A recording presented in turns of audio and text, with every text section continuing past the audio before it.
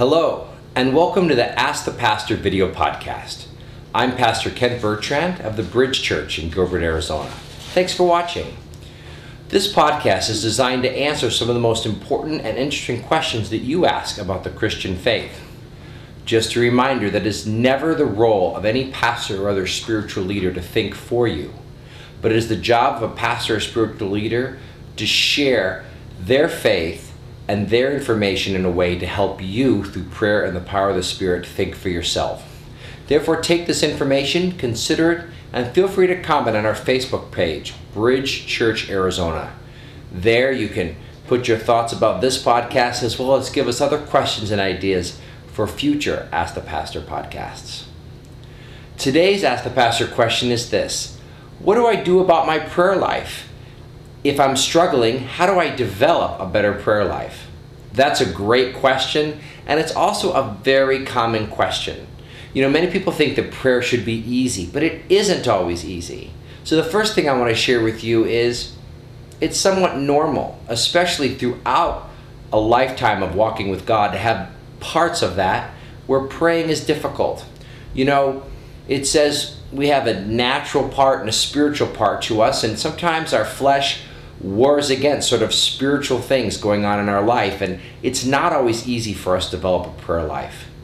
So don't give yourself a lot of condemnation if your prayer life is not where you want it to be.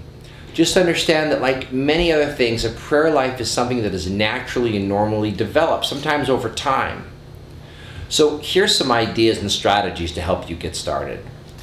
First of all, understand that a prayer life often happens through short prayers and long prayers. And that means that the length of time that you pray is not the most important factor. If you struggle with long prayers, it's better to do short prayers often than to go ahead and try for one long prayer that you're not able to repeat day after day. By that same token, praying every day is vital to building the kind of habitual prayer life that you want. You know, prayer life is really kind of a lifestyle we want to live. It says in the Bible, pray without ceasing, which means we're always connected to God. That happens when we're praying regularly. Like a muscle that you work out, prayer often becomes easier the more you do it. Just like if we were starting to work out, we wouldn't start with a 400-pound barbell the first day. We'd start with something that was manageable and build from there. So when starting your prayer life, or if you need to restart your prayer life, consider short prayers, the kind of prayers you could do every day. Even if you said to yourself, I'm going to take 60 seconds in the car on the way to work or in the morning and 60 seconds in the evening and really try to connect with God, that would be a start. From there, you could slowly build.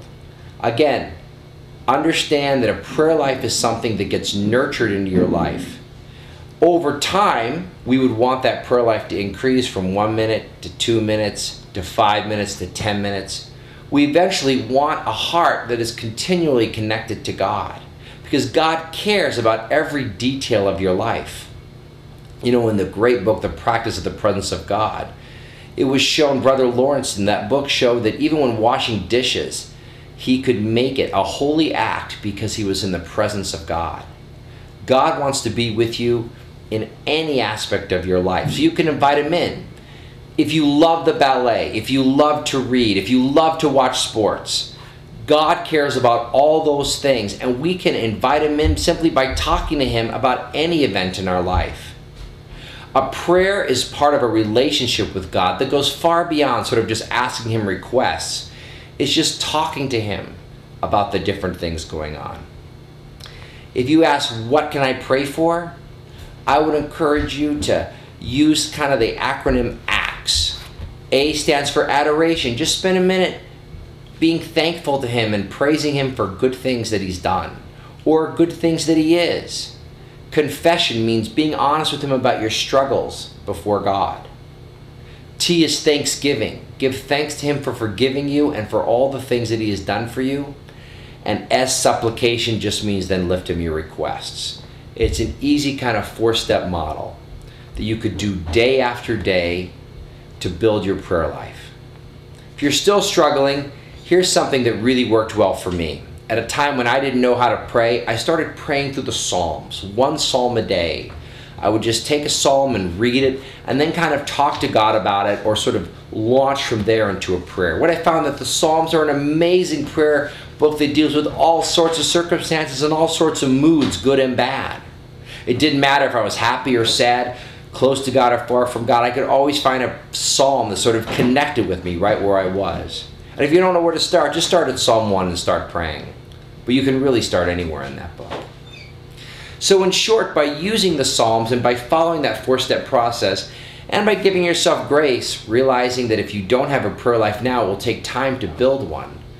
Over time, you could have a much deeper and more remarkable prayer life than you probably ever imagined. And in that sense, you will find that prayer will become an essential part of your life as you find connecting with God to transform each and every part of your day for the better. So I hope that helps. And if there's anything in particular I can encourage you on or pray for you, as a pastor, I would love to do so. Come to our Facebook page, Bridge Church Arizona, or you can message me privately, Kent Bertrand, on Facebook. I look forward to hearing from you. For the Bridge Church, I'm Kent Bertrand. Thank you and God bless.